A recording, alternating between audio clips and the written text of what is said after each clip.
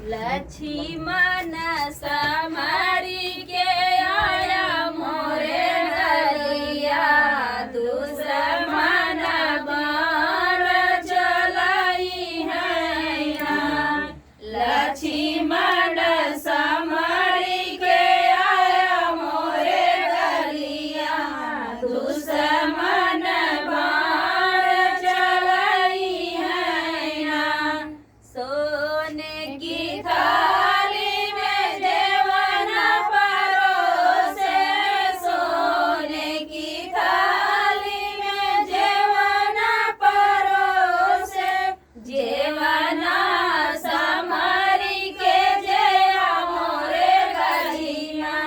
दुश्मन बाण चलाई है ना जेवन समारी के जया मोरे लक्ष्मण दुश्मन बाण चलाई है ना लक्ष्मण समारी के आया मोरे गलिया दुश्मन बाण चलाई है ना झझरे गेरुआ गंगा जल पानी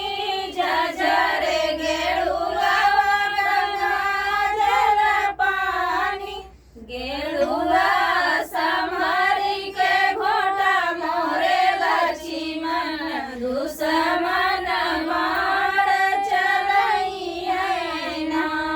लक्ष्मण समारी के आया मोरे गलिया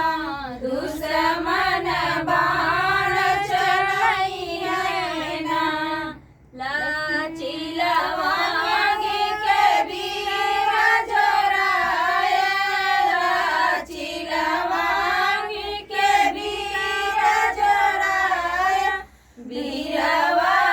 समारी के पूछा मोरे लक्ष्मण दुश्मन बाण चलाई है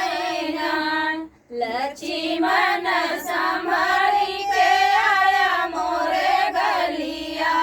दुश्मन बाण चलाई है ना। तो फ्रेंड गीत कैसा लगा कमेंट बॉक्स में बताना और चैनल